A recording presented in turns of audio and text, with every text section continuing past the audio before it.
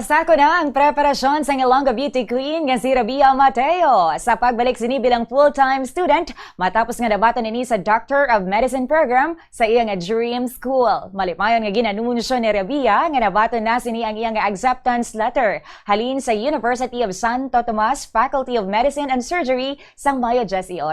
Sa isa ka interview sa aktres, ginpahayag sini nga long-time dream sini nga mangin doktor. Ilabi na nga luyag sini gamiton ang iya kaalam agod nga mabuligan ang iban nga mga tao. Para kay Rabiya, isa ka calling ang iyang medical dream. Matandaan nga 8 ka tuig na ang nagligad, naggraduar si Rabiya bilang cum laude sa Iloilo Doctors College kung may degree sa physical therapy. Ginkoronahan man siya nga Miss Iloilo, tubtub nga nangin Miss Universe Philippines 2020, kag sang ulihi nagsulod ini sa show business. Sang March, liwat nga ginpabilib ni Rabiya ang netizens matapos nga nalabot sini ang 741 nga general performance score sa National Medical Admission Test o kun NMAT. Sulod siya sa top 99th percentile sang tanan nga medical school applicant sa bilog nga Pilipinas.